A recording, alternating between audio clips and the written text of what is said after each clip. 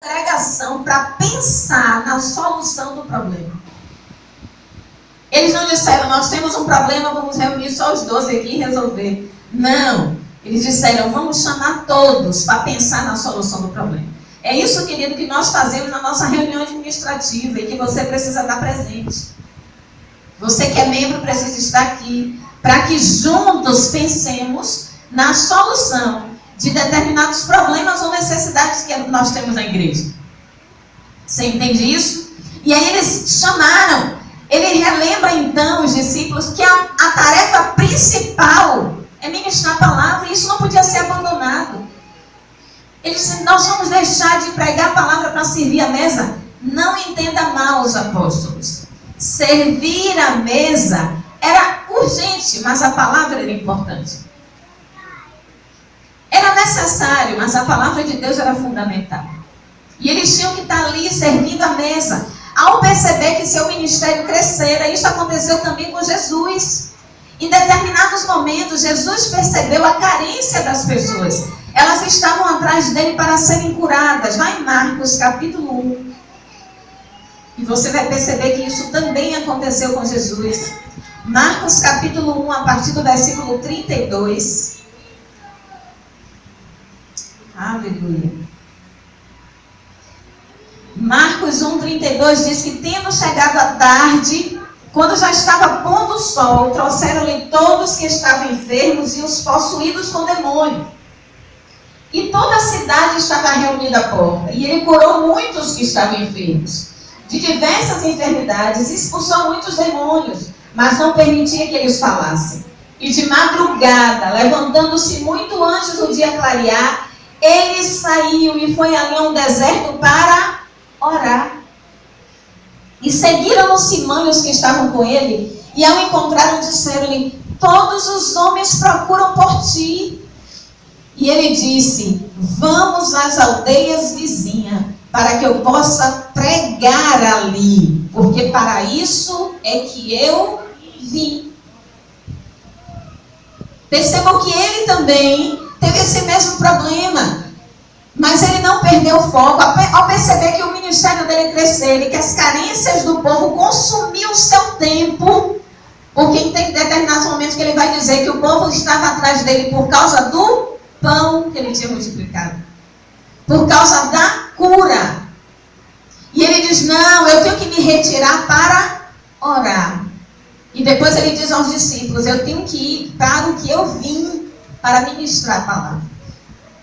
Então os discípulos, os apóstolos, quando fizeram isso aqui, não, eu não posso deixar de servir a mesa, deixar de pregar a palavra para servir a mesa. Eles estavam seguindo Jesus. Eles disseram, existe uma tarefa fundamental que só pode ser feita por nós. Então como é que a gente resolve o problema? Aí no versículo 3, vou voltar lá para Atos, capítulo 6. No versículo 3 ele disse, por isso, irmãos, escolhei dentre vós 7 homens de bom testemunho, diga bom testemunho, cheios do Espírito Santo e de sabedoria, os quais possam nomear sobre este serviço.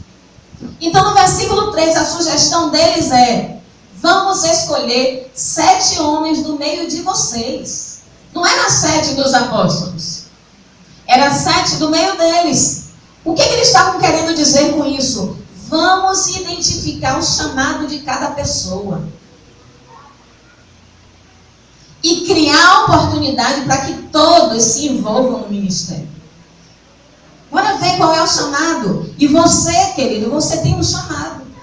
Diga para o seu irmão, você tem um chamado. E esse chamado é para edificar pessoas na igreja. E os apóstolos dizem, a ideia era, ou seja, os apóstolos estavam dizendo, parem de murmurar e se avaliem. Observem entre si, quem pode nos ajudar? Comecem a pensar sobre isso, descubra entre vós agora, não é qualquer um. Tem que ter 3 características básicas. E essas características, queridos, são necessárias para qualquer trabalho que façamos na igreja. Da portaria ao púlpito. De limpar o banheiro a fazer a mesa da ceia. de administrar as ofertas ao louvor. Quais são as 3 características? Primeiro ele diz, bom testemunho. Boa reputação. A vida desses homens deveria ser condizente com a fé que professavam. Então eles precisavam dar um bom testemunho. Em 1 Timóteo 3,7, quem achar pode ler para mim. 1 Timóteo 3,7. Além disso, ele deve ter também bom testemunho do que estão de fora, para que não caia em descrédito e no laço do diabo.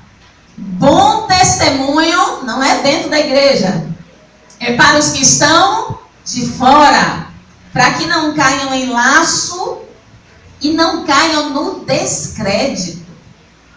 Então, para qualquer serviço na igreja, nós precisamos ser pessoas que dão um bom testemunho, que tenham uma boa reputação. Mas essa pessoa também, ela precisa ser cheia do Espírito Santo.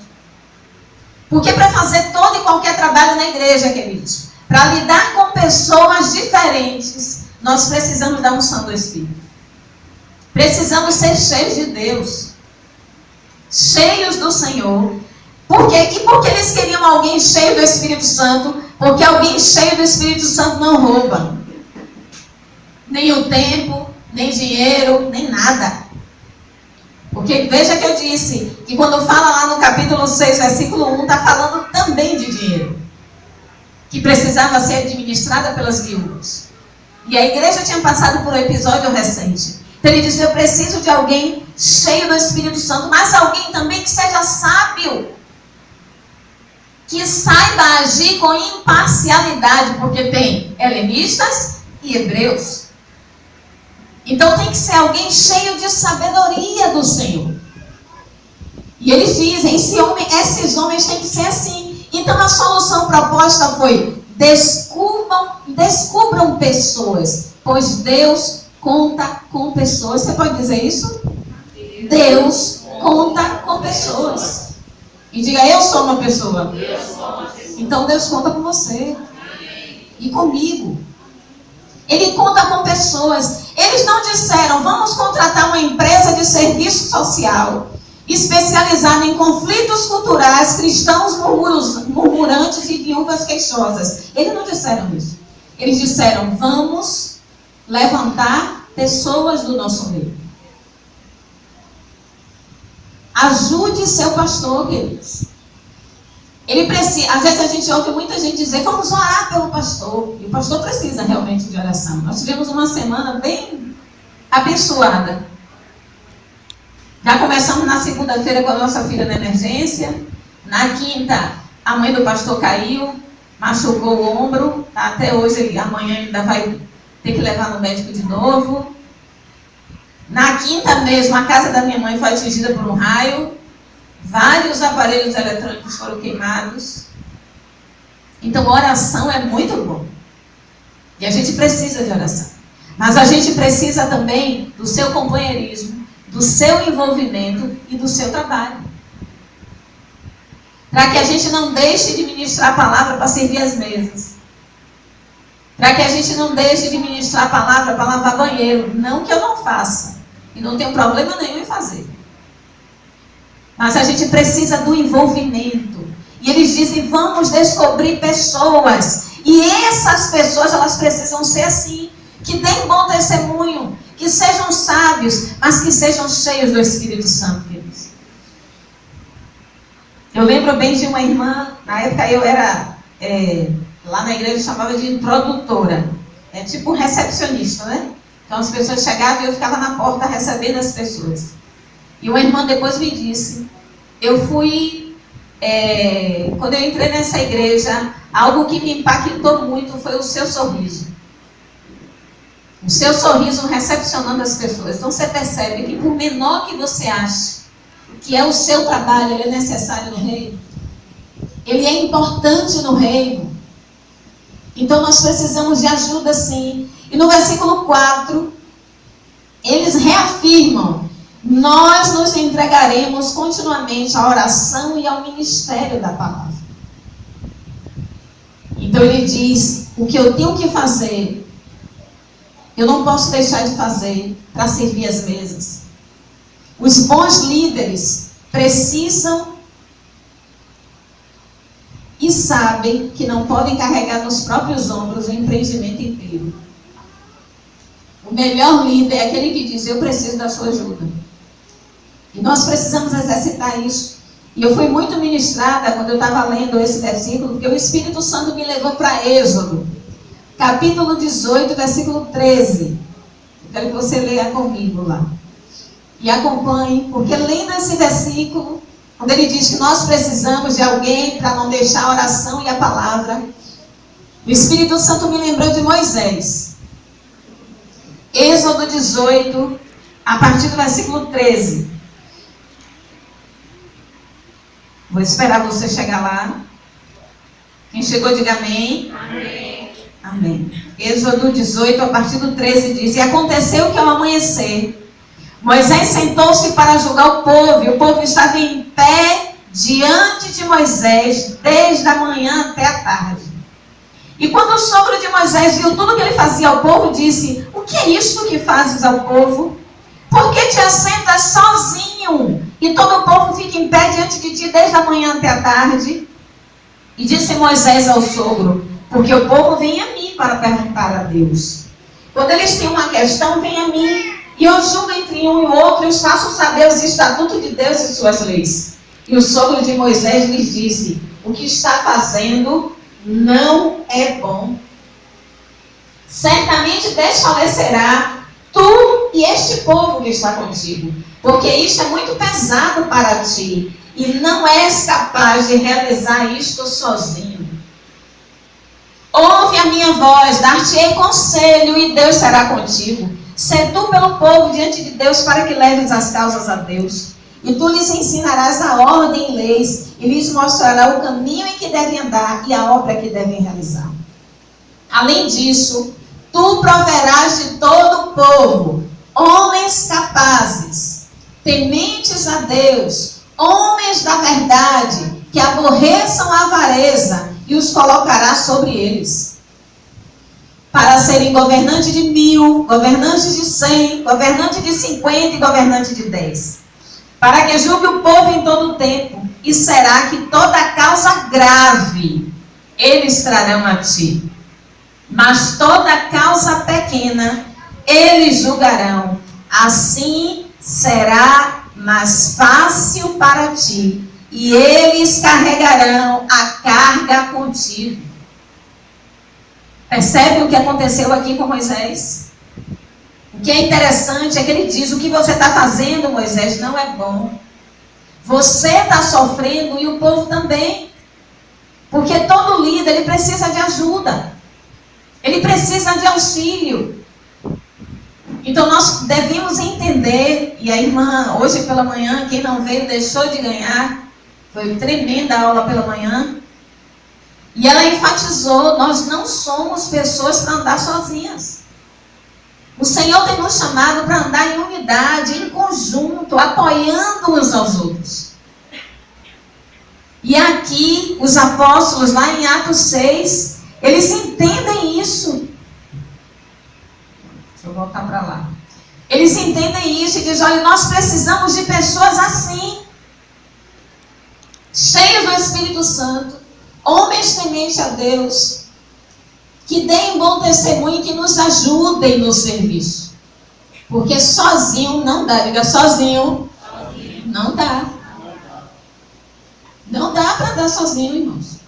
Nós temos uma igreja hoje que nós não chegamos ainda nem a 100 membros. Imagina quando chegar em 1000. Amém. Alguns foram rápidos, falaram logo amém, né? Imagina quando chegar em 1000. Nós não vamos precisar de líderes? Iremos precisar. E vocês estão sendo treinados hoje para isso. E precisamos lembrar que a igreja é lugar de treinamento. No versículo 5, diz que este parecer agradou a toda a multidão. E eles escolheram Estevão, homem cheio de fé e do Espírito Santo, Filipe, Prócoro, Nicanor, Timão, Pármenas, Nicolau, Prosélito de Antioquia. E aqui a primeira coisa que eu observo é a atitude da igreja. Eles foram sensíveis à orientação do Espírito Santo, a liderança dos apóstolos e a murmuração foi substituída pelo agrado. Aquilo agradou a igreja. E eles escolheram. Claro que aqui fala logo depois do versículo, mas eu fico imaginando quanto tempo é perdido. Eles não levaram para escolher esses 7. E ficaram ali avaliando, analisando. E levava para os apóstolos até chegar nesses 7.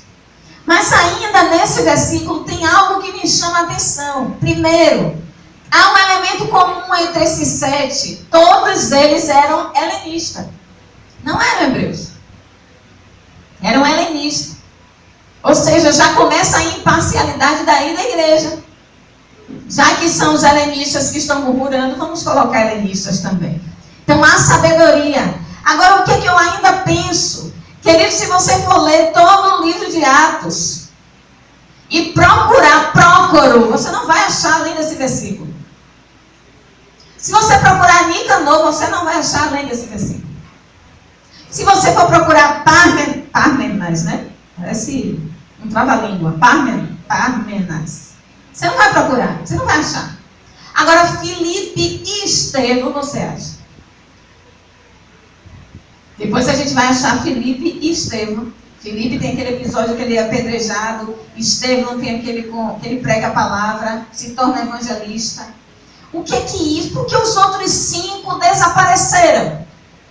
Por que dos outros 5 a gente não ouve falar?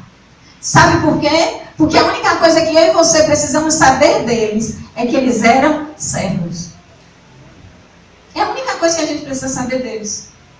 Que eles se contentavam em trabalhar no anonimato. E a gente tem alguns serviços na igreja que as pessoas trabalham no anonimato. Ninguém vê. Ninguém vê a irmãzinha que vem da tarde e lava o banheiro. Ninguém vê. Tem alguns trabalhos que ninguém enxerga. Ninguém sabe quem tira as teias de aranha.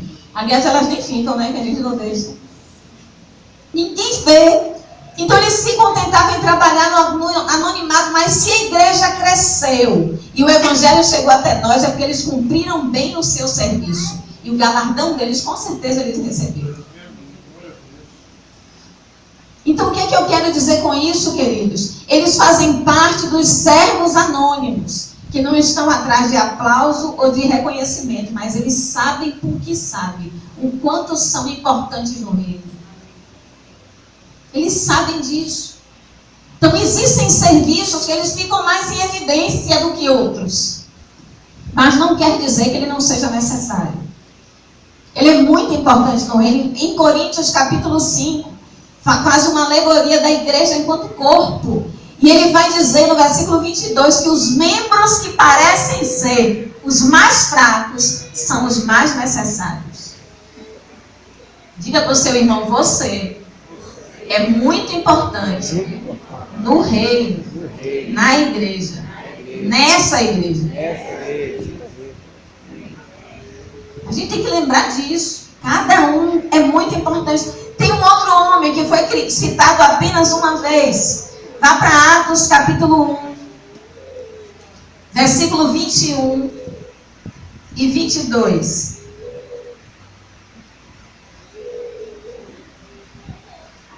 Atos 1, 21 e 22. Vocês sabem que Judas estava acompanhando Jesus. Ele se afasta, peca. E depois, quando chega em Atos, eles precisam eleger alguém para substituir Judas. E aí no capítulo 21 diz: portanto, destes homens que nos têm acompanhado todo o tempo em que o Senhor Jesus entrou e saiu dentre nós, começando desde o batismo de João até o dia em que dentre nós foi levado para cima, um deles seja ordenado para ser testemunha conosco de sua ressurreição. E aí no versículo 26 diz: eles tiraram sorte e a sorte caiu sobre Matias. E ele foi incorporado aos 11 apóstolos. Mas se a gente colocar aquela dinâmica de torta na cara, perguntar quem foi Matias, vai ter muita gente que não vai saber quem foi. Porque Matias, ele é citado aí. Interessante que o nome dele não é citado durante o ministério de Jesus. Mas a condição aqui para que ele fosse incorporado era que ele nos acompanhou todo o tempo. Desde o batismo de João. Então ele acompanhava Jesus, ele estava ali perto. Mas ele não foi citado, ele esteve o tempo todo. E ele só é citado aqui. Aí você pode dizer para mim, mas pastor, eu estou trabalhando no anonimato e ninguém me vê. Isso não é justo. Ninguém me vê, ninguém sabe que foi eu que fiz a decoração. Vai em Hebreus capítulo 6. Aleluia, porque a Bíblia tem resposta para tudo, né, queridos? Hebreus capítulo 6, versículo 10. Aleluia, Jesus, obrigado, Deus, porque nós temos o privilégio de sermos teus servos. Hebreus 6, 10. Porque Deus não é injusto para que se esqueça da vossa obra e do trabalho de amor que para com seu nome mostrasse, porquanto ministraste aos santos e ainda os serviço. Diga, Deus não é injusto para esquecer do meu trabalho. E no outro ele diz, e desejamos que cada um de vós mostre o mesmo zelo até a completa certeza da esperança, até o fim. Então o seu trabalho está sendo lembrado. Mesmo que ninguém esteja vendo, Deus lembra e Deus vê. Ele está vendo, queridos, o seu trabalho. E por isso eu tenho que me esmerar nesse trabalho. Mesmo que o meu nome não seja citado, ou seja citado apenas uma vez, como Matias e como os outros, os 5, né? Dentre os 7, os 5. Mesmo que ele só seja citado uma vez, Deus lembra. E ele sabe o meu nome. Ele sabe o meu trabalho, ele sabe o meu serviço. E eu tenho que lembrar disso sempre. Continuando no capítulo 6, no versículo 6, diz, a quem eles colocaram diante dos apóstolos, e estes, orando, fizeram o quê? Impuseram as mãos sobre ele. A imposição aí não foi para que eles fossem cheios do Espírito Santo, eles já eram cheios. Porque essa era uma das condições.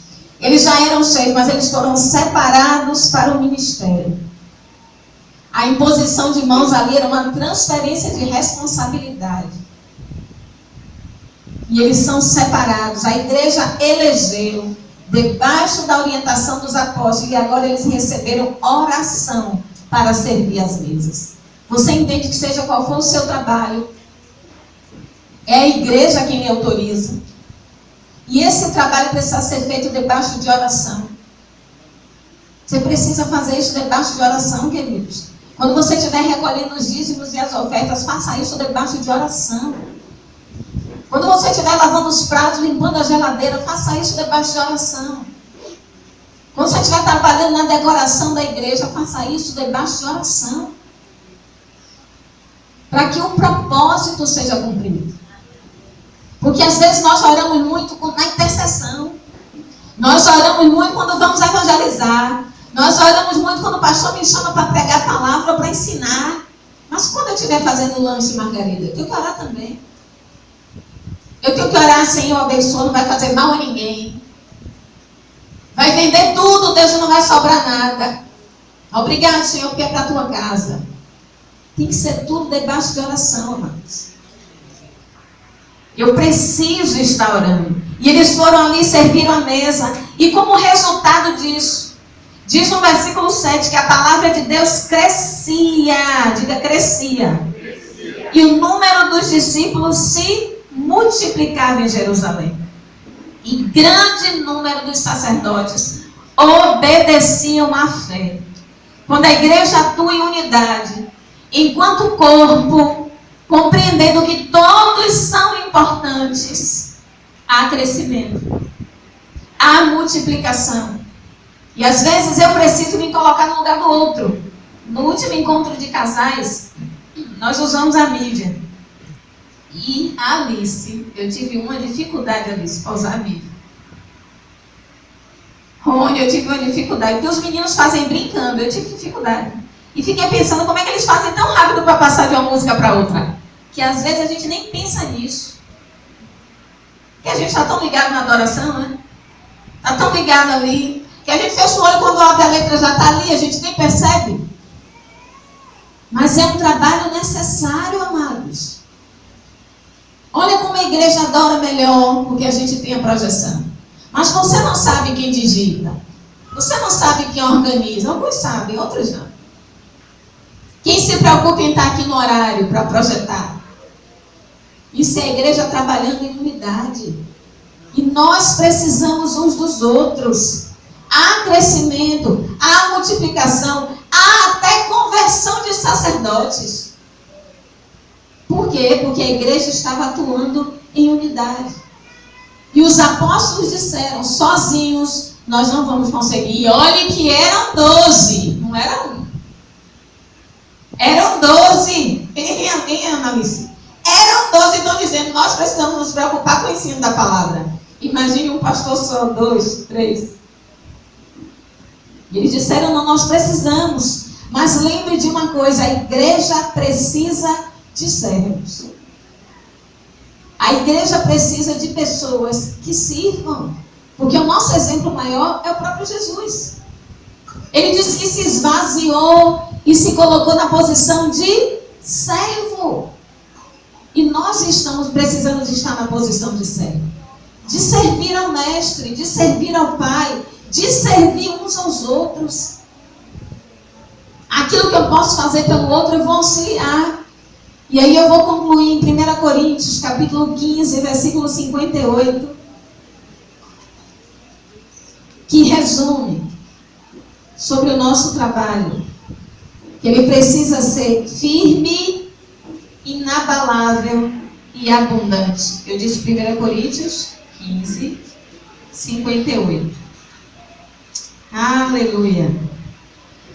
1 Coríntios 15, 58. Portanto, meus amados, sede firmes, inabaláveis, sempre abundantes na obra do Senhor, sabendo que o vosso trabalho não é vão no Senhor.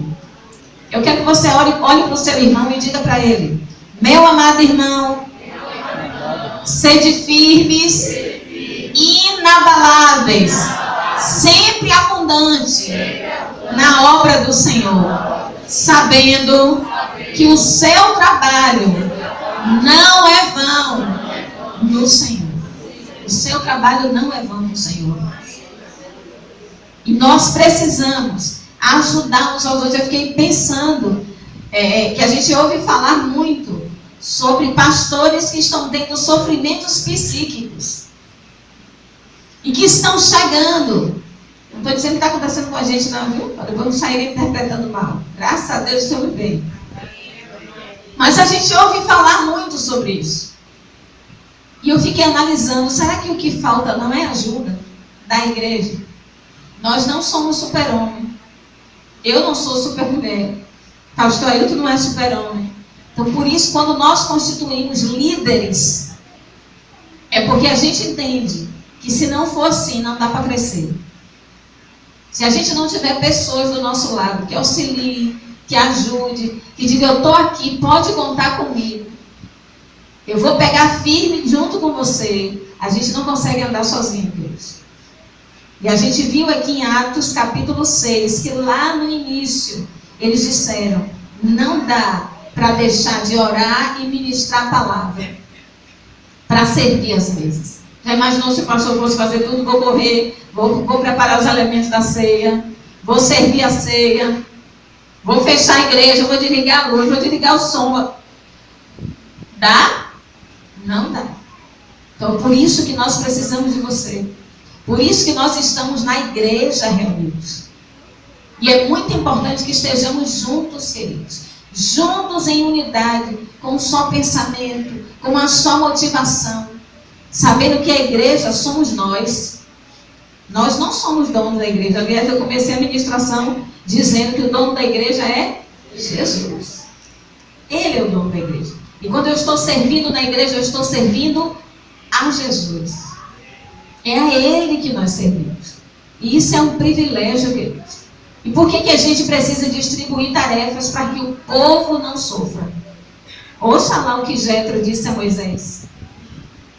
Para que o povo não sofra, a gente precisa auxiliar uns aos outros. Que o Senhor nos abençoe, que Ele continue ministrando essa palavra no nosso coração. Você pode levantar e orar comigo?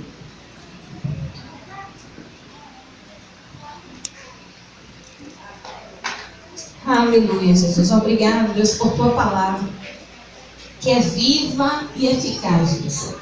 Obrigado, Deus, porque o Senhor ministrou no meu coração esta noite, Deus. O quanto nós precisamos da ajuda uns dos outros, Pai. Como nós precisamos de auxílio, Deus. Obrigado, Pai, porque nós temos na nossa igreja homens e mulheres de boa reputação, cheios do Espírito Santo e de sabedoria para nos ajudar, Pai, para nos auxiliar, Deus. Obrigado, Senhor, porque Tu és o Senhor desta igreja, Pai. E o Senhor tem levantado, Deus, servos e servas para o ministério, Deus. Obrigado, Senhor, porque nesses 13 anos, Deus, que estamos comemorando, Pai, o Senhor tem nos mostrado, Deus, líderes de excelência, Pai. Pessoas que precisam ser treinadas, Deus. E que cada um deles, Deus, creia no potencial que eles têm, Pai, para exercer a Tua obra, Senhor. Obrigado, Senhor, por tudo que o Senhor tem ministrado às nossas vidas, Pai. E por aquilo que o Senhor ainda vai fazer nesta igreja. Nós Te somos gratos, Pai, em nome de Jesus. Amém, amados?